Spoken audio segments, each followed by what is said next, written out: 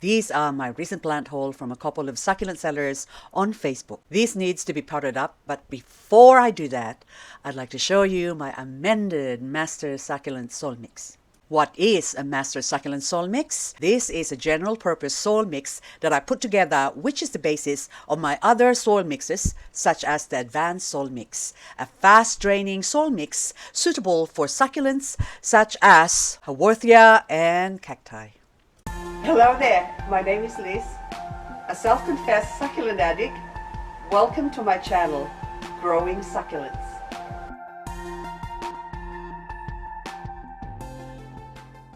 I have been missing my decomposed granite for a while now, but since I couldn't get any more decomposed granite, I thought I'll show you what I have been using for a while since I amended my Master Succulent Soil Mix. So this is still my Master Succulent Soil Mix, so I'm using all-purpose, hang on, there you go.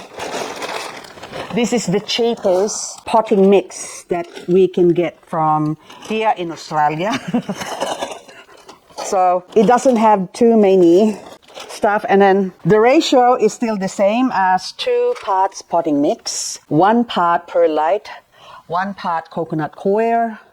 I'll tip this out here.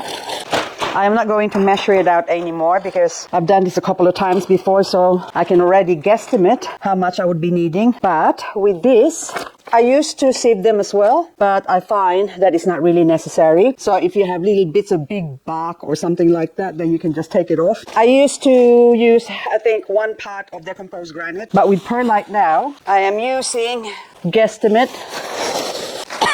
4. I forgot to wear a mask. Oh my goodness. Anyway, after the Perlite, I've got coconut coir. So again, guesstimate. So this is actually equivalent to like 5 of this container, the potting mix that I've got here. So I'm just going to put 2. This quite big bucket, so equivalent to sort of, whoa, there you go, a bit more half the amount of my potting mix. Okay, next lot is, I also use this one, SEAMUNGUS, as my fertilizer because this thing doesn't have hardly any fertilizer. So guesstimate as well. Okie dokes. My decomposed granite has all these different minerals, and now I have found this one. So this is called rock minerals. I've been using this for a while now. It's a fertilizer and soil improver. It's got nitrogen 11, so there's going to be a lot of greening basically.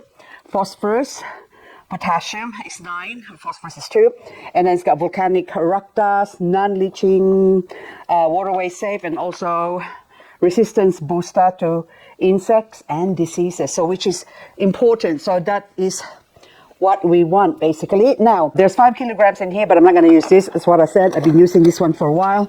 So the equivalent of 125 grams per square meter if you were to apply this on the ground. So I'm just going to guesstimate that this is roughly around 1 square meter.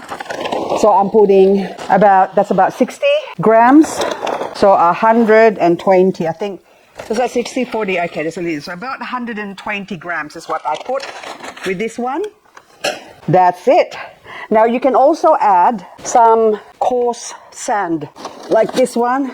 I've been gathering some of this sand. It's quite probably about 5 or 6 millimeter size. You can throw in a couple, or I'm going to throw in a couple just for weight basically, but it also helps in the drainage. So it's just creating gaps and sort of weigh the soil down so it doesn't dry up too quickly. Okay, and that's it. Now all I have to do is mix it all up.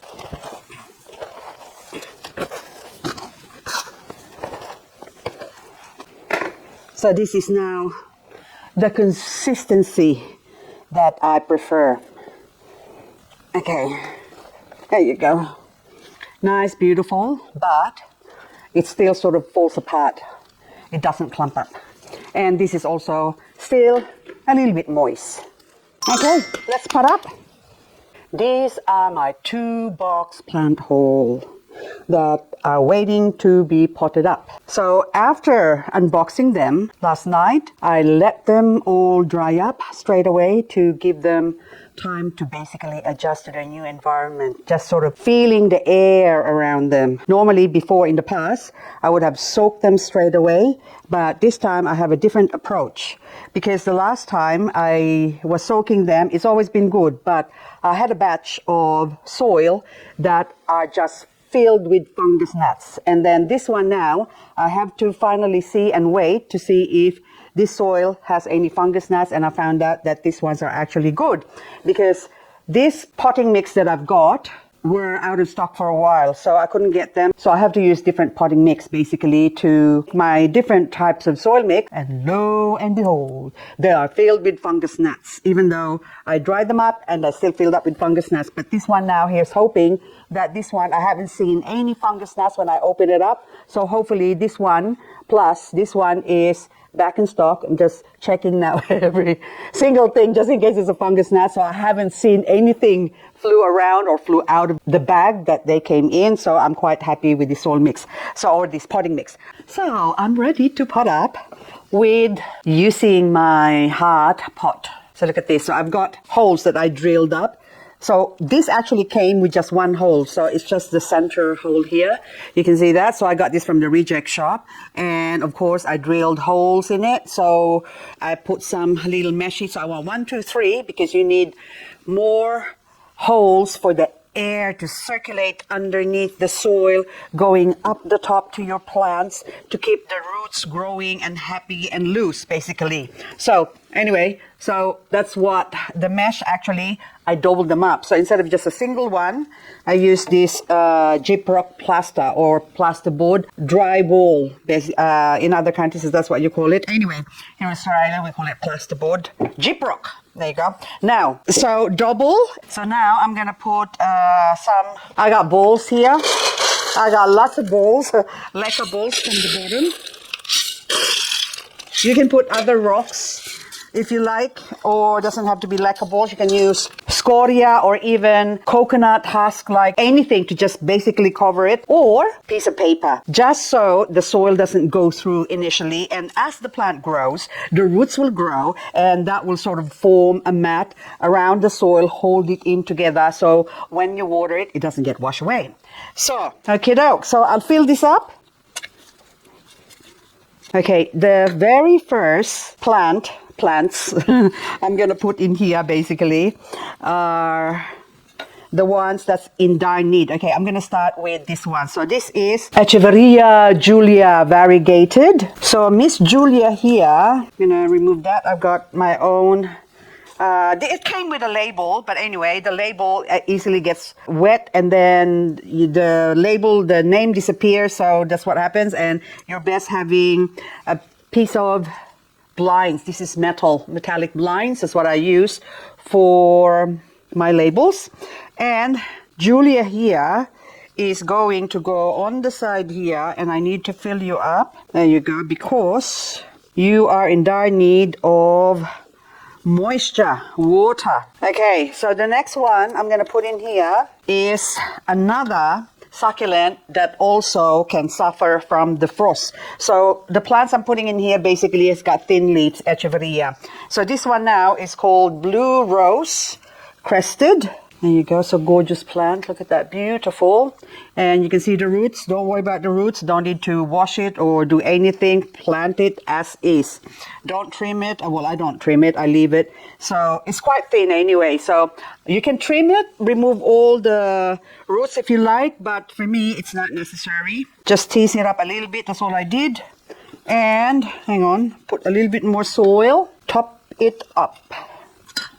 Now, anything that's got a barky thing, we break it and put it in because it's a bit too long. But that also provides good drainage for the soil, so it doesn't get compacted. So that's the beauty I find of having those barks as well. Unless they're really, really big, then it's only time I remove it. There you go. So now Blue Rose can go here. Last, I'm putting 3 in this pot. So this is also, I'm not too sure about this. I'm sure this one looks like it can survive the frost, but it's got quite sort of borderline thin leaf. So any echeveria that's got thin leaf, I'm not too sure. The first year, because in a few weeks time is going to be winter, and so I don't want it to suffer. So first up, we still have enough time, or the weather or the days are still warm enough to make them grow, because this is actually the ideal growing condition at the moment. They just love this sort of weather. Anywho, we're gonna put that one there. And okay, another trick I like to do is put rocks, and there's a good reason for that, and I haven't explained it for so many times. People think I just do it just to make it look pretty, but these rocks, this is actually a chert, so this is what it's called, the chert. This absorbs heat like you would not believe. So if I put this in my pot here, what happens now is that during the day, with a little bit of sunshine, what happens, the rock will absorb the heat of the sun.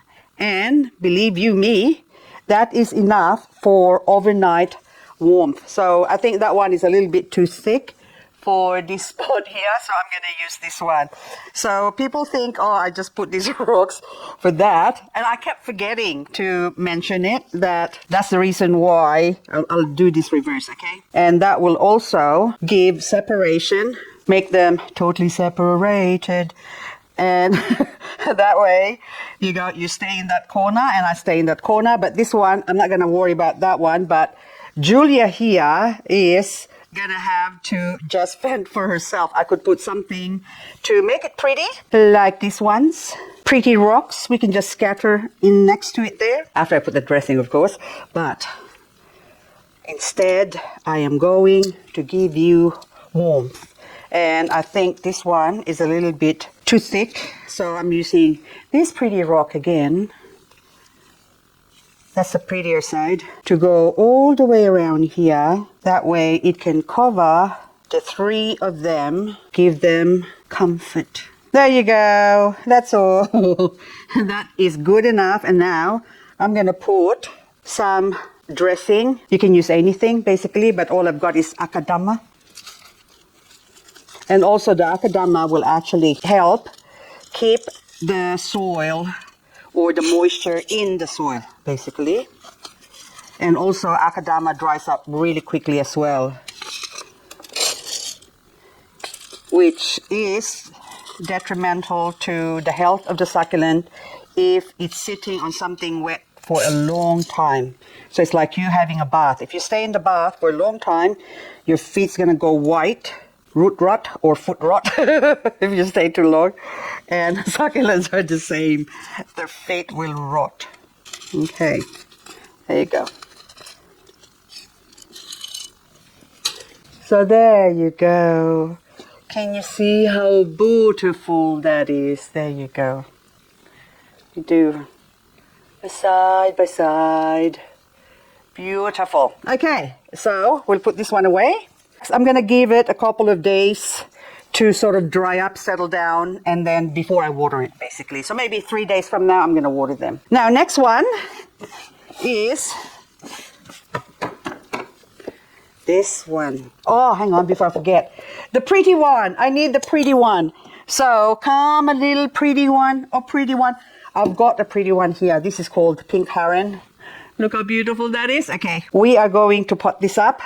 I'm not going to show you how I'm going to pot everything up, but it's the same thing. I've got two of these, you know what it is, there you go. And then I'm going to cross them over so they overlap, making the holes a little bit smaller. And so we put them inside there, put them there, and it's also got a hole. That's the reason why. So this is such a pretty pot. I had one dragon, I think, before. Red dragon, that's like $35, was planted in here, but of course I neglected it and dried up. And of course now I am recycling it, reusing this pot, and I'm putting my pink heron. Pretty pink heron. Been after this for a while. I remember when this first came out, it's like 250 bucks. Now I only paid $30. Now this one's very straightforward, simple. I don't know if you can see me on the side there. There you go. So I'm just topping it up.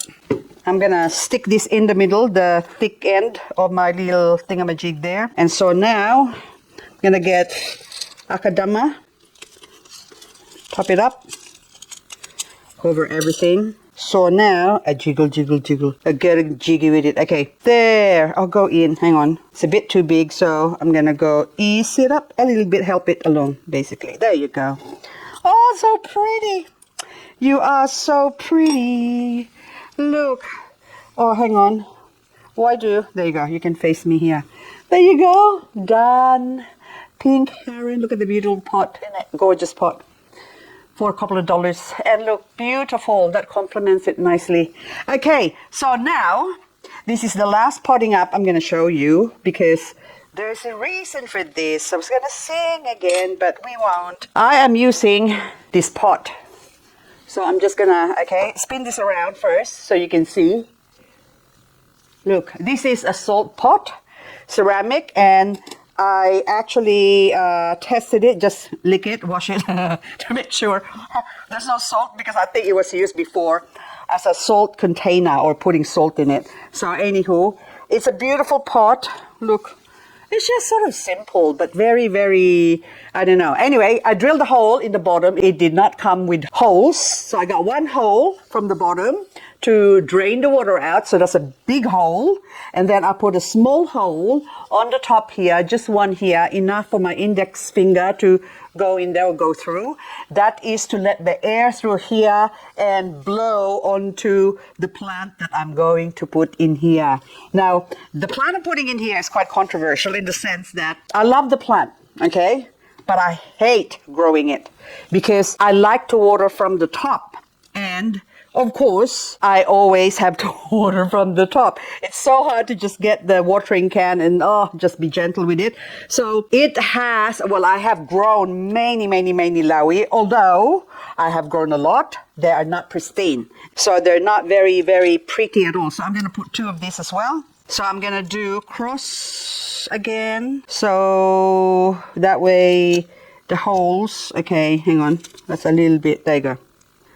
Go against the hole, making the hole smaller, making the soil stay in the pot, not outside the pot.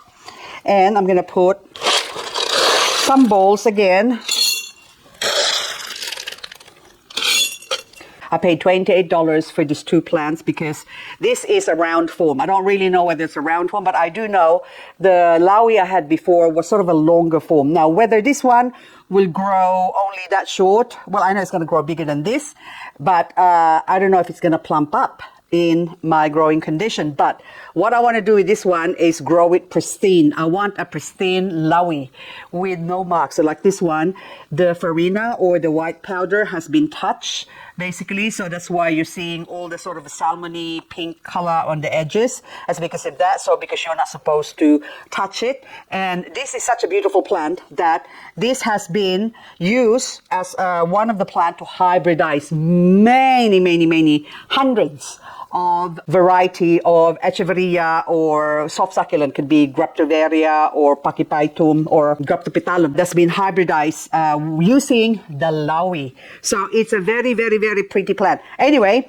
so in the wild, if you have a look online and type in echeveria laui in the wild, you will see that they tend to grow in rocks, sort of going down, and so the plant is on the top like this one. Same scenario like that, but they are basically, the water sort of just goes through them. They don't sit in water, so they don't like water, but in saying that, they still needed to be watered.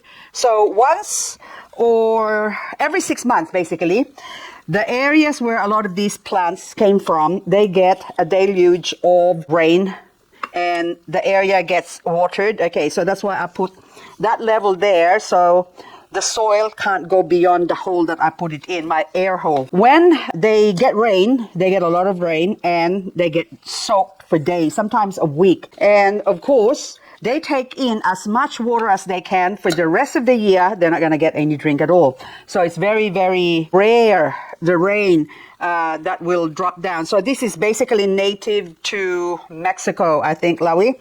Anywho, so if you Google up the geology and the rainfall they get every year, it's not much basically. So now I'm gonna put some of this akadama in here already. That's already the level. Can't see. Anyway, can you tell me if that's enough? Because you can see it better than I can. Anyway, so I'm just gonna put my finger here.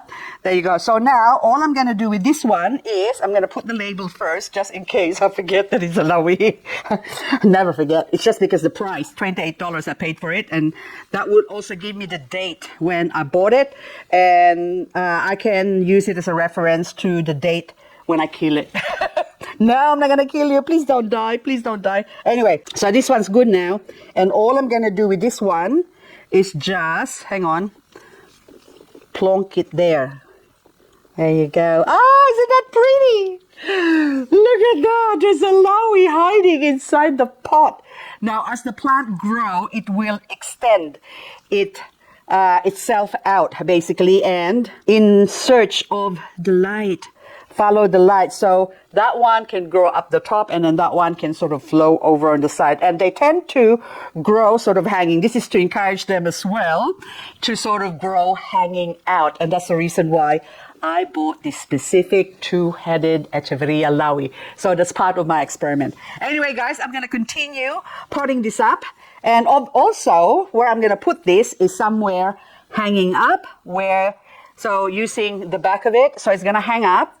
And it's not gonna get basically wet. So when I water this, I can just water on the inside here or on the back. Well, of course, I have to take it out if I don't sort of fix it onto the wall. But anyway, I have to find a wall somewhere where it's permanent, basically, or I can just sit it on the shelf as well. But know that this one is not gonna get watered at all. So that's my purpose in buying this, because I don't want it to basically be imperfect. I want to grow a perfect Lawi.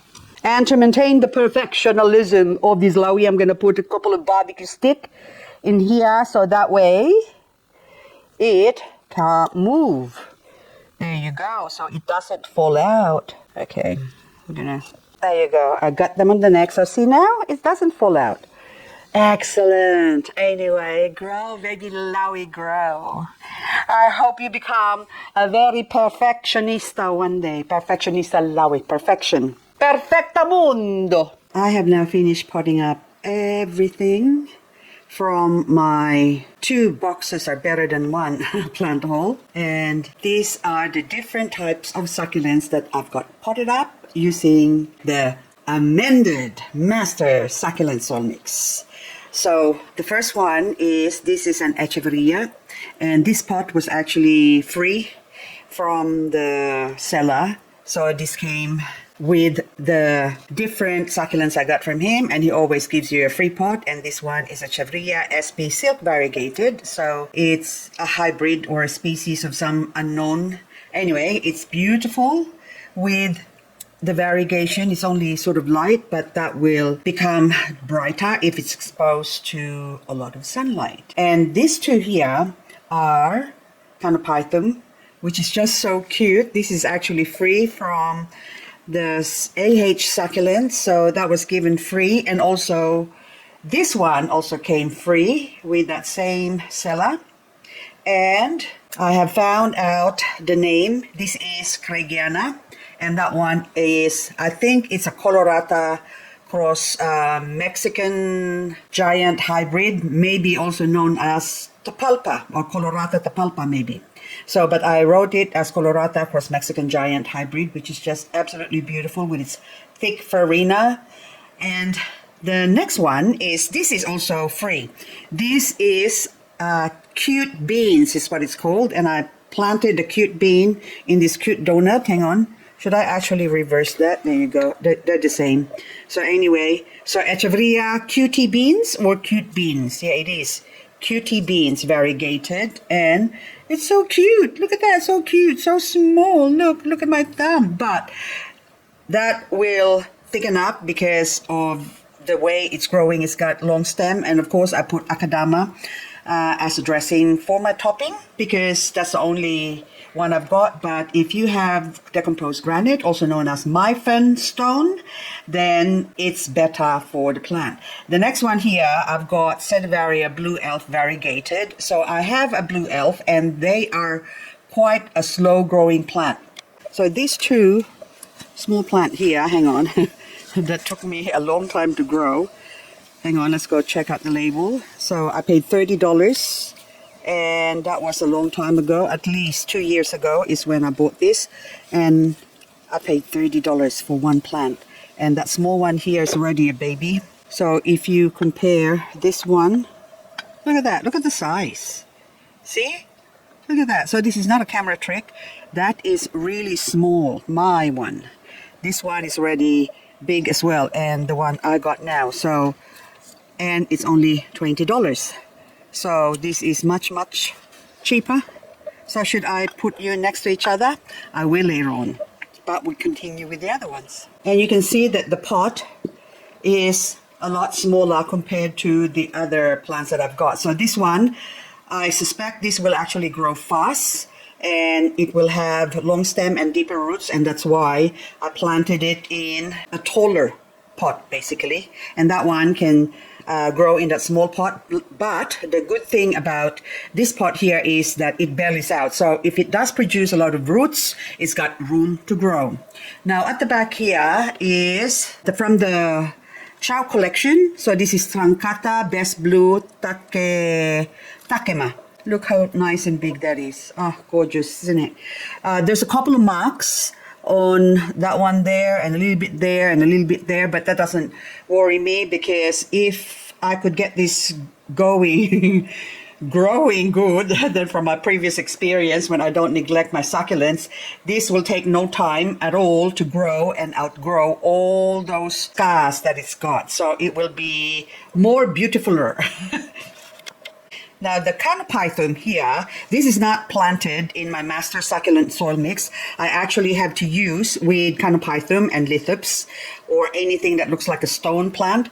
They prefer a more grittier mix, so I use my advanced soil mix. So there's a link below this video in the description box as to how I put together my advanced soil mix. And advanced soil mix is ideal for ceramic pots that needs a lot of, that actually doesn't need that much watering because of the hot and cold condensation on the pot, and that will go to the roots of the plant, so it can actually survive a lot longer without watering. But that doesn't mean they don't need water. They still need water, but only enough for them to take on or whatever's in the environment, but they don't like to be sitting in wet soil all the time. Therefore, the reason for the advanced soil mix, which is more rocky mix. So this one, I put some fine decomposed granite that I have left, and also same with the freebie little Bulgarian. It's so cute, look at that. Oh my god, look at that cute lips. Anyway, so it's a beautiful plant, and it's actually plumped up after being watered. So I watered a 1, 2, 3 after potting them up. So even this one now looks like it's gonna pop out some babies. So from one plant, it's gonna look like it's gonna have 3 little tiny little baby. And this actually doesn't need that much soil. They have very small roots, as I found out. But anyway, if they do outgrow their pot, I'm sure they will tell me. Now, I have 2 hard pots that has got, so I've drilled 3 holes, of course, and on my hard pot, and I planted all the small 1, 2, 3, 4, 5 Haworthia that I have here. These ones I also use my master succulent soil mix with this one. So they are not really, I find that Haworthia are not really that fussy, as long as they have to be outdoors and get a lot of air circulation and watered regularly actually, then they're happy. And that's the reason why I put 3 holes in the pot as well, so to allow for air circulation from under the pot or through the roots going up the top to the plant, so that makes them happy. And next one is this one here. This is since this has got actually a lot of roots, and that's why the variety Setulifera Hybrid Fairy Haworthia. So this one is $8, and I feel that this one will actually grow faster, and that's why I put it in this bigger pot. Now, also this one, the Trancata, the best blue takema, I'm going back to it. I also planted it in the same pot because it too has got a lot of roots, so it'll have room to grow for the roots. The Lilacina, I just planted it, or should I say my only Lilacina now. I think I found a smaller one that I have to rehabilitate, but so far this is the biggest Lilacina because I planted them in my garden and the snails had a field day with them and eventually it killed them. So if I do propagate more of Lilacina in the future, I will be putting them in a pot and not put it in the garden. So it seems like the snails love it. Oh, gorgeous. And hopefully I will say soon, one of my favorite plants is Echeveria laui, otherwise known as Echeveria lauai. In Filipino, by the way, lauai, or in Visayan language dialect, lauai, kalauai sa imod day. You are so ugly, girl. That's what the literal translation is. But anyway, hopefully she will be maganda day, or beautiful girl. And my wish list plant, pink heron variegated. Look at the pot I planted it in. Look how beautiful you are. Are you beautiful from this side? Only that side. So this is a left-handed mug. Well, it depends. Might be a right-handed. So when you're drinking a cuppa with someone, I think that's the premise, is that you are showing your best face forward to the other person that you're drinking across the table or something. But anyway, it's a beautiful pot with that complements the pink heron beautifully, perfectly. Last but not the least is the hot pot again. So this is the most expensive and also one of my wish list plant, which is the Julia. She even has her Chinese name. Look. So Amanda also writes the name of the plants on the leaves, like me. Anyway, so that one now, I haven't watered this, but I can feel that the Julia has already taken up some moisture from the soil overnight even, you know, because I potted this up a few hours ago. I have to go to sleep, and of course when I woke up, I'm doing this video now, and of course the rock, the little rock that I put across just perfectly highlights this Paris rose. Oh, you are so beautiful. I'm just hoping that that will actually extend over here to grow, but if not, that's why I left some space. Instead of planting it sort of in the middle, I decided to plant it this way, so just in case there's another baby, I have room to plant it there. But for now, the spot is taken up by this pink agate, just so we can highlight the beauty of this Paris rose. Now, last but not least is my blue rose variegated, the most expensive, but because of all the freebies that I got, which is the Bulgari. I remember one time this used to be like $40 or something like that for one plant, and then it went down to $25. I think it started with 50 and then it went down to 40, 25, and then now you're only buying one plant, by the way, so one head Bulgari. So I still remember, like, should I, shouldn't I, and the good thing, shouldn't I, and now I have one or two. Maybe these are actually different variety of Canopythum, but it doesn't matter. But that label should actually go to here, the Bulgari. And then this one, I don't know what your name is now. But anyway, we will find out when you get a little bit bigger. So anyway, the blue rose now. As I spin this around and show you this beautiful variegated crested blue rose that cost me 108, which in my calculation now, because if I add up all the free plants that I got, this only works out like $70, which becomes really, really cheap. And if I were to hack this plant now and chop it off and chop that off and leave one for me, I could sell that for 40, and then I still got something left in the middle. I could sell it for 40 as well, but I won't. I will keep it for myself, but that would have paid for the plant itself. But anyway, guys, that's all I've got for you. Well, anyway, people are laughing now because, oh, I forgot, there's also two more plants on the side, the single that I could sell for $20 each. Look, the non-crested one. So that makes it a very, very, very cheap plant. Anyway, guys, that's all I've got for this video. Thank you so much. So since this video is about my amended master succulent soil mix, hope that helps out a lot of people who can't seem to access decomposed granite like I do. Anyway, I will continue to search commercially some decomposed granite, and hopefully I'll find some, and I will get to use it on my succulents again in the future. But for the meantime, I have found that this amended version of the master succulent soil mix seems to have worked for my succulents. So anyway, guys, thank you so much for watching, and hope I'll see you on the next video. Bye-bye for now. It's beautiful. Look at that. Gorgeous. Ah.